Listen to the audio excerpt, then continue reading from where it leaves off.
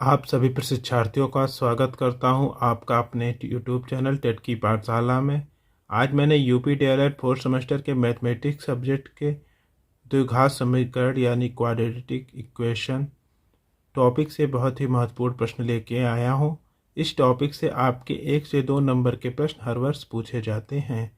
इस श्रृंखला में आपको द्विघात समीकरण के कुछ सूत्र एवं कुछ क्वेश्चंस भी कराएंगे। दोस्तों, अगर आपको मेरा प्रयास अच्छा लगे तो मेरे चैनल को सब्सक्राइब, वीडियो को अधिक से अधिक शेयर एवं लाइक भी करिए। चलिए शुरू करते हैं आज के आपके द्विघात समीकरण के सूत्र एवं प्रश्नों को। तो सबसे पहले 4 सूत्र को याद कर लेते हैं। अगर कोई द्विघात समीकरण दिया गया ax² + bx + c = 0, जहाँ a does not equal to 0, मतलब कि a 0 के बराबर नहीं है, तब हम लोग एक x की वैल्यू कैसे निकाल सकते हैं। x बराबर -b ± √b² - 4ac/2a। अब a यहाँ पे ये है x² का टर्म, और x का टर्म आपका b है, और c आपका न्यूमेरिक वैल्यू होगी। तो यहाँ पे आप वैल्यू रख करके x की वैल्यू आप निकाल सकते हैं।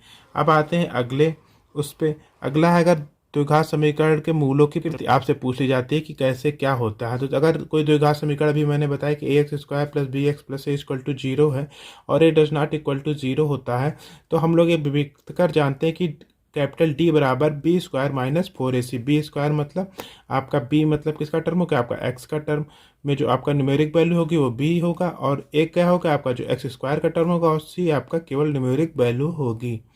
तो यहाँ पे हम लोग देख लेंगे, यहाँ से हमारा d की वैल्यू आ जाएगी। अगर d की वैल्यू धनात्मक और तथा पूर्णवर्ग होगी तो हमेशा मूलों की प्रकृति कैसी होगी, आपकी वास्तविक होगी, परिमेय होगी तथा भिन्न होगी। कभी कभी पूछ लिया जाता है कि अगर d की वैल्यू क्या आ जाए, धनात्मक और पूर्णवर्ग, तो वास्तविक, परिमेय और भिन्न होगी। और दूसरा आपका होगा धनात्मक है, मतलब कि >= 0 दे दिया गया। अगर पूर्ण वर्ग नहीं लेकिन >= 0 है तो वास्तविक होगा, अपरिमेय होगा तथा भिन्न होगा।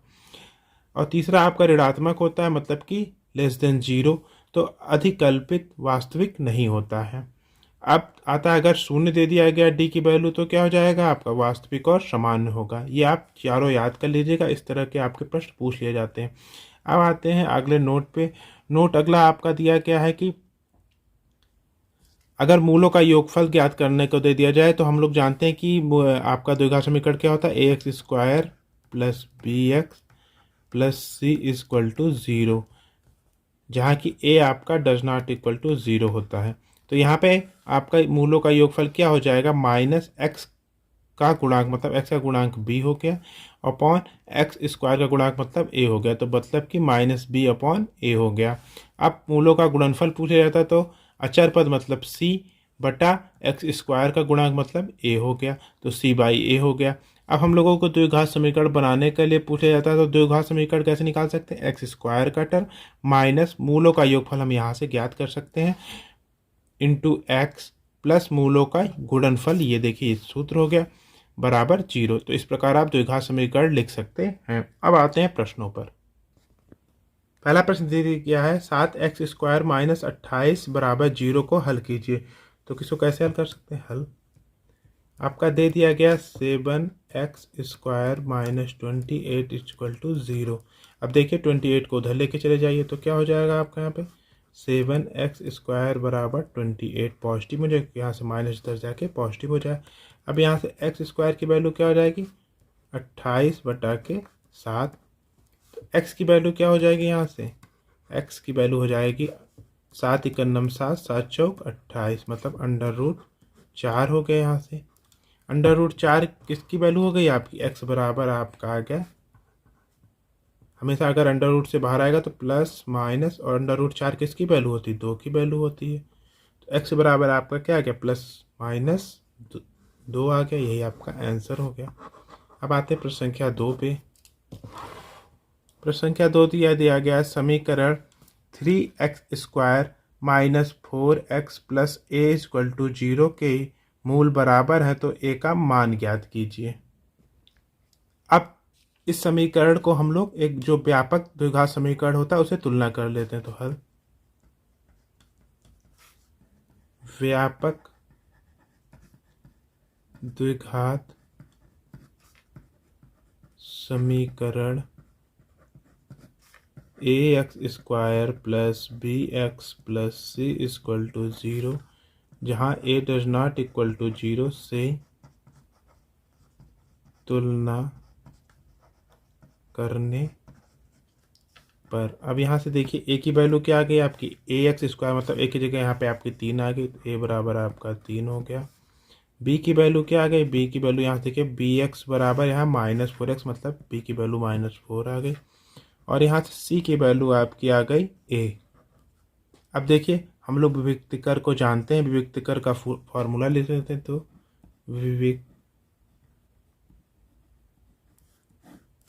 क्या हो जाता है आपका d बराबर b² - 4ac। अब वैल्यू रख लीजिए, तो d बराबर क्या हो जाएगा आपका b² मतलब -4 का होल स्क्वायर -4 इंटू a की वैल्यू 3 और c की वैल्यू आपका a हो गया। अब यहाँ प्रश्न में देखिए दिया गया है कि मूल बराबर है, तो हमारा विविक्तिकर जो होता है वो 0 के बराबर होता है, तो यहाँ 0 हो गया आपका। अब देखिए t बराबर आपका ये हो गया बराबर 0 के हो गया। अब इसको सॉल्व कर लीजिए, तो क्या हो जाएगा 4 का स्क्वायर कितना हो गया 16 -4 का स्क्वायर 16 हो गया, -4 × 12 a बराबर 0 के। अब इसको और सॉल्व कर लीजिए, तो 16 बराबर 12a, तो a बराबर क्या हो गया आपका 16/12। इसको कट कर लीजिए, तो क्या आ जाएगा 4 × 12 और 4 चौके 16। तो a की वैल्यू हमसे पूछी थी, तो a बराबर आपका 4/3 आ गया। ये आपका आंसर हो गया। अब चलते हैं प्रश्न संख्या 3 पे। अब देखिए दे दिया गया द्विघात समीकरण ज्ञात कीजिए जिसके मूल आपके √2 + 1 तथा -√2 + 1 है। तो सबसे पहले हम लोग क्या निकालेंगे, हल मूलों का योगफल। मूलों का योगफल। अब एक मूल आपका दे दिएगा √2 + 1, ये हो गया। अब प्लस योग करना है -√2 + 1 हो गया। अब अंदर इसको ओपन कर लीजिए ब्रैकेट को, तो क्या हो जाएगा √2 + 1, यहाँ पे प्लस माइनस -√2 + 1। अब देखिए √2 कट गया, यहाँ से क्या आ गया योगफल आपका 2 आ गया, 1 प्लस में और 1 प्लस में 2 आ गया। अब क्या हम लोग निकाल लेते हैं, मूलों का गुणनफल निकाल लेते हैं। तो मूलों का गुणनफल आपका पहला है आपका √2 + 1 और दूसरा है -√2 + 1, ये हो गया। अब देखिए क्या है ये ये मतलब √2 + 1 यहाँ दिया गया -√2 + 1। अब इसको क्या हो जाएगा, यहाँ पे इसको a मान लीजिए, इसको b मिला जाए, a + b और a - b हो गया। तो ये क्या इसका फार्मूला रहता है a² - b² का, तो हो जाएगा 1 का स्क्वायर -√2 का स्क्वायर। अब इसको और सॉल्व कर लीजिए, तो क्या हो जाएगा 1 का स्क्वायर 1 होता है, √2 की वैल्यू अगर √2 का स्क्वायर करेंगे तो क्या आ जाएगी 2 आ जाएगी। तो इसकी वैल्यू क्या आ जाएगा -2 में से 1 गया, तो आपका -1 बचा। अब हम लोग को मूलों का योगफल पता चल गया, मूलों का गुणनफल पता चल गया, तो हम लोग द्विघात समीकरण लिख सकते हैं। तो यहाँ लिख लीजिए द्विघात समीकरण। अभी मैंने सूत्र बताया था, क्या हो जाता है आपका x² माइनस मूलों का योगफल गुणे x, मतलब x से गुणा होता है, प्लस मूलों का गुणनफल इक्वल टू क्या हो जाता है आपका 0 हो जाता है। अब वैल्यू रख लीजिए, x² यहाँ हो गया। अब मूलों का योगफल अभी निकाला है हमने, क्या आ गया था 2 आ गया था, देखिए 2 आया है, तो यहाँ पे 2 रख लीजिए -2x। यहाँ पे देखिए मूलों का गुणनफल प्लस और यहाँ पे -1 दे दिया गया बराबर 0। तो इसको और सॉल्व कर लीजिए, तो क्या आ जाएगा आपका x² - 2x - 1 = 0। यही आपका आंसर हो गया। अब चलते हैं प्रश्न संख्या 4 पे। अब दे दिया गया प्रश्न 6x² - x - 1 = 0 को पूर्ण वर्ग बनाकर हल कीजिए। तो कैसे हल करेंगे देख लेते हैं। हल आपको दे दिया गया था 6x² minus x minus 1 equal to 0। Square के टर्म को हमेशा न्यूमेरिक वैल्यू से अलग किया जाता है। तो यहाँ से क्या हो जाएगा, 6 से डिवाइड कर दे तो x² में हो जाएगा 6/6 मतलब x² बचेगा, माइनस यहाँ क्या बचेगा 1/6 क्योंकि 6 से हम भाग दे रहे हैं, x माइनस 1/6 इक्वल टू 0। ये आ गया। अब क्या कर लीजिए आप यहाँ से ये कर लीजिए x² माइनस 1/6 एक्स बराबर, इसको ले जाइए इधर पक्षांतर कर लिए तो 1/6 हो गया। अब क्या किया जाता है, जो x का टर्म होता है उसका आधा का स्क्वायर दोनों तरफ जोड़ दीजिए। तो क्या हो जाएगा आपका यहाँ से हो जाएगा आपका x² माइनस 1/6 एक्स, इसका आधा मतलब 1/6 का आधा क्या हो जाएगा 1/12 हो जाएगा। तो प्लस 1/12 का स्क्वायर, इसके आधे मतलब x के टर्म के आधे, तो 1/6 का आधा और क्या हो जाएगा 1/12 हो जाएगा का स्क्वायर, दोनों तरफ जोड़ना है। तो यहाँ हो गया, यहाँ पे कर लेंगे तो 1/6 प्लस यहाँ पे क्या हो जाएगा 1/12 मतलब 1/12 का स्क्वायर हो जाएगा। अब देखिए ये किसका हो जाएगा, a² minus 2ab plus b²। तो ये किसका होगा, a माइनस बी का होल स्क्वायर हो गया। तो यहाँ पे x माइनस बी क्या है 1/12 मतलब 1/12 का यहाँ पे होल स्क्वायर हो गया बराबर 1/6, और इसको स्क्वायर करेंगे तो क्या आ जाएगा बटा 12 का स्क्वायर 1/144 हो गया। अब इसका एलसीएम ले लेंगे तो क्या आ जाएगा, यहाँ से आ जाएगा x माइनस 1/12 का होल स्क्वायर, इसका एलसीएम आएगा 144। अब ये 24 छक्का 144 होता है, तो 24 छक्का तो एक में 24 से गुणा करेंगे तो 24 आ जाएगा प्लस 1। तो यहाँ से और आ जाएगा तो कितना आ जाएगा आपका 25/144। अब इसको हम लोग और कैसे सॉल्व कर सकते हैं, देखिए ये हो जाएगा x माइनस 1/12 का होल स्क्वायर बराबर, ये किसका 25/144 किसका स्क्वायर हो सकता है अंडर रूट में, तो हो जाएगा प्लस माइनस 5 का स्क्वायर करेंगे तो 25 आ जाएगा बटा 12 का होल स्क्वायर। अब देखिए दोनों तरफ स्क्वायर स्क्वायर है तो कि हट जाएगा, तो कितना हो जाएगा आपका x माइनस 1/12 बराबर प्लस माइनस 5/12। यहाँ तक आपको समझ में आ गया होगा। तो सबसे पहले हम लोग क्या ले लेते हैं, सबसे पहले हम लोग प्लस ले लेते हैं और दूसरी बार हम लोग निगेटिव ले लेते हैं। तो यहाँ से क्या हो जाएगा, यदि सबसे पहले हम लोग प्लस ले लेते हैं, यदि x माइनस 1/12 बराबर प्लस में लेंगे तो प्लस 5/12। तो इसको सॉल्व करेंगे तो क्या आ जाएगा, x की वैल्यू x बराबर 5/12 और माइनस उधर जाके प्लस हो जाएगा प्लस 1/12। तो कितना होगा 5 यहाँ पे एलसीएम आपका 12 ही आएगा, तो क्योंकि 12 है तो ये हो जाएगा 5 + 1 6/12। तो ये आ जाएगा 6 का नम 6 और 6 दूना 12 मतलब 1/2 आ गया। यहाँ से x की वैल्यू, यहाँ से x की वैल्यू आपकी 1/2 आ गई। अब हम दूसरा क्या ले लेते हैं, यदि x माइनस 1/12 बराबर, हम लोग अब माइनस ले लेते हैं माइनस 5/12। तो यहाँ से x की वैल्यू क्या आ जाएगी, x बराबर आपकी माइनस 5/12 और प्लस 1/12 हो गया। अब यहाँ भी एलसीएम आपका 12 आ गया। अब देखिए -5 + 1 तो कितना हो गया आपका -4 हो गया। अब इसको कट कर लीजिए तो 4 × 4 4 4 तिहाई 12 तो -1/3 हो गया। अब यहाँ पे क्या आ गई आपकी x की वैल्यू, क्या आ गया आपकी 1/2 भी आ गया और -1/3 आ गया। तो यहाँ लिख लीजिए, अतः x बराबर -1/3 तथा 1/2 आंसर होगा। तो ये आपका आंसर हो गया पूर्ण वर्ग बना करके हल करने पर। अब चलते हैं प्रश्न संख्या 5 पे। प्रश्न दे दिया गया, एक आयताकार मैदान की लंबाई उसकी चौड़ाई से 8 मीटर अधिक है। यदि मैदान का क्षेत्रफल 1280 वर्ग मीटर है तो उसकी लंबाई और चौड़ाई ज्ञात कीजिए। तो सबसे पहले हम लोग चौड़ाई को x मान लेते हैं। तो हल माना मैदान की चौड़ाई बराबर x मीटर। अब यहाँ से आपकी लंबाई क्या हो जाएगी, यहाँ पे देखिए चौड़ाई से 8 मीटर अधिक है। मैदान की लंबाई बराबर चौड़ाई आपकी x से 8 मीटर अधिक है, मतलब x प्लस 8 मीटर हो गया। अब दिया गया मैदान का क्षेत्रफल, तो ये देखिए क्या दिया गया, आयताकार मैदान, आयत का क्षेत्रफल क्या होता है, लंबाई गुणे चौड़ाई होता है। तो यहाँ पे क्या हो जाएगा, मैदान का क्षेत्रफल बराबर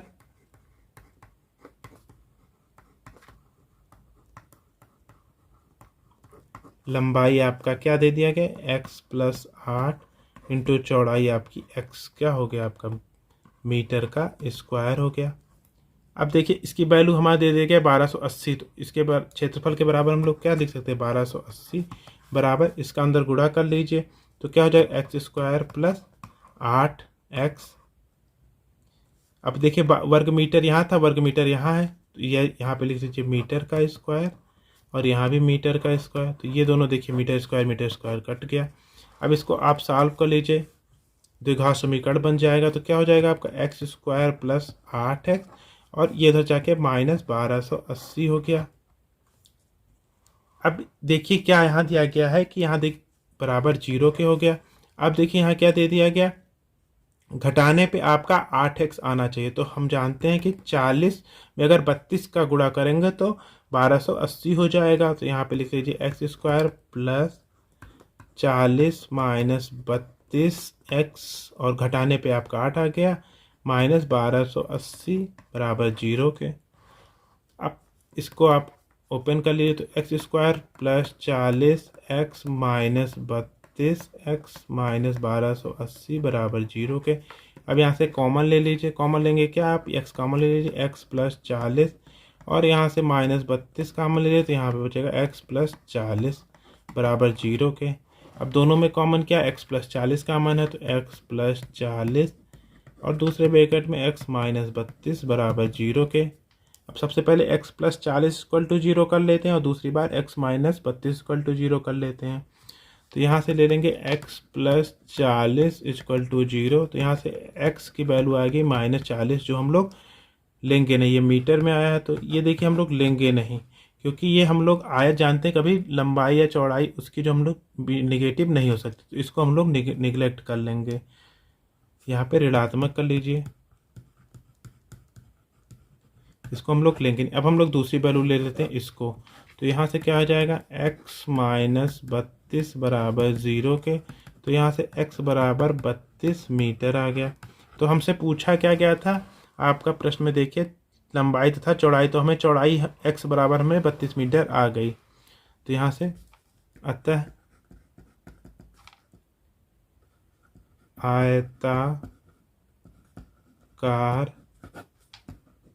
मैदान की चौड़ाई x बराबर आपका 32 मीटर,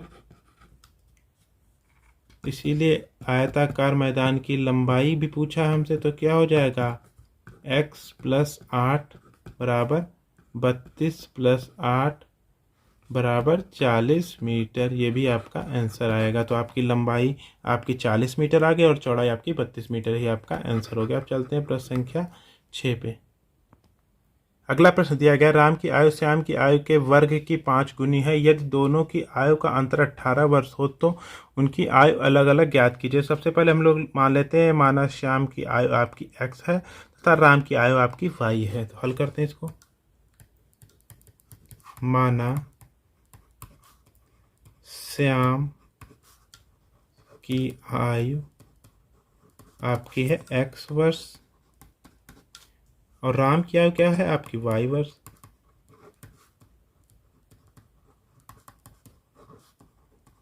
अब प्रश्नानुसार जो कह रहा है उस हिसाब से हम लोग इक्वेशन बना लेते हैं। राम की आयु श्याम की आयु के वर्ग की 5 गुनी है, मतलब हमारे राम की आयु क्या है, प्रश्नानुसार राम की आयु को हमने माना है y बराबर श्याम की आयु के वर्ग की, श्याम की आयु हमने माना है x के वर्ग की 5 गुनी है, मतलब y बराबर 5x स्क्वायर आ गया। इसको हम लोग मान लेते हैं समीकरण नंबर 1। आप प्रश्न को ध्यानपूर्वक पढ़िए और इक्वेशन बनाए। इस तरह के प्रश्न को इसी तरह सॉल्व किया जाता है। अब दिया गया यदि दोनों की आयु का अंतर 18 वर्ष है, तो यहाँ पे क्या होगा, पुनः प्रश्नानुसार यदि दोनों के आयु का अंतर आपका दे दिया गया 18 वर्ष, तो आप जान रहे हैं कि यहाँ से y की वैल्यू बड़ी होगी, तो y माइनस एक्स बराबर 18 के, इसको हम लोग समीकरण नंबर 2 मान लेते हैं। अब हम लोग क्या करेंगे, y की वैल्यू समीकरण नंबर 1 से समीकरण 2 में रख लेते हैं। तो यहाँ पे लिख लीजिए समीकरण 1 से y बराबर 5x² समीकरण 2 में रखने पर, अब देखिए यहाँ पे हो जाएगा 5x² माइनस x बराबर 18 के। अब देखिए ये हो गया बराबर आपका क्या है, अब बराबर 18 के हो गया। अब क्या करेंगे, 18 को पक्षांतर कर लिए तो हो जाएगा 5x² माइनस x माइनस 18 बराबर 0।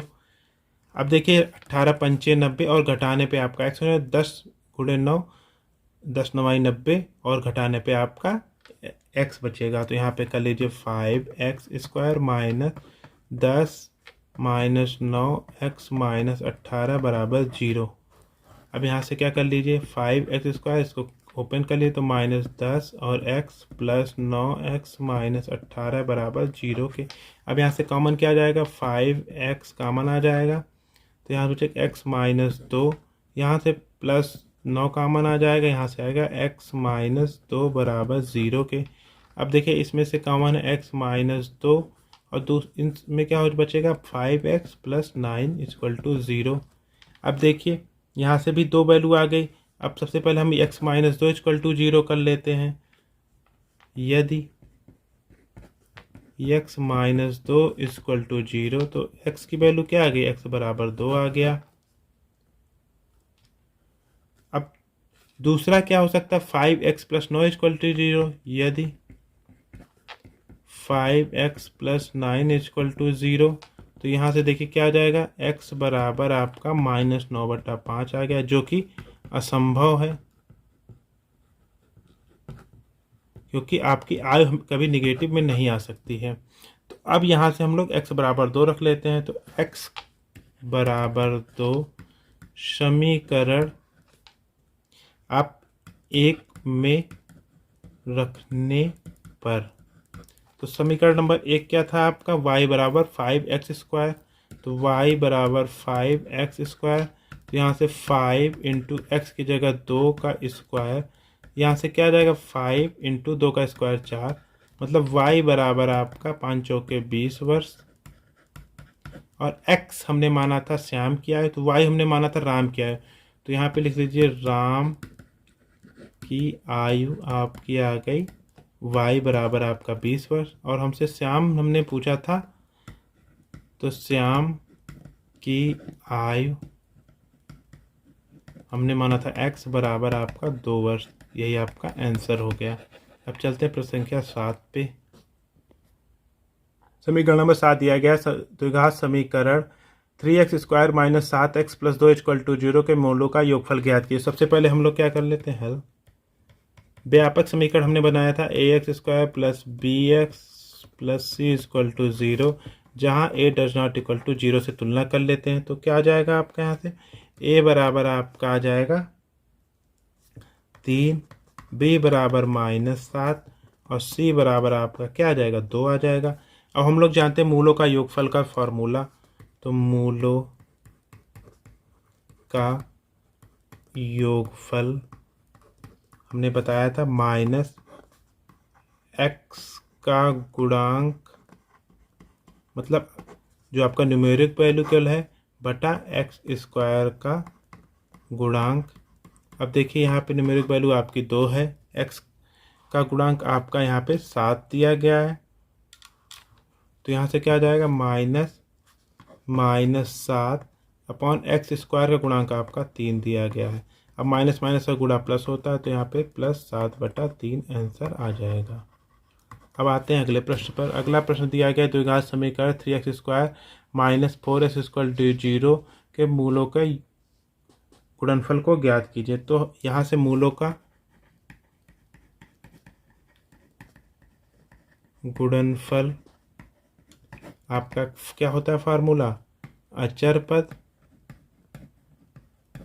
बटा x² का गुणांक। अब यहाँ देखिए 3x² - 4x 0, तो यहाँ अचर पद आपका 0 है, तो यहाँ पे 0 बटा x² का गुणांक बटा 3, तो 0 बटा 3 की वैल्यू क्या होती है आपके 0 होती है, तो मूलों का गुणनफल आपका 0 हो गया। यह रहे आज आपके द्विघात समीकरण के इम्पॉर्टेंट प्रश्न। इन सभी प्रश्नों का आप रिवीजन कर लीजिए, जिससे आपके 1 से 2 नंबर पक्के हैं।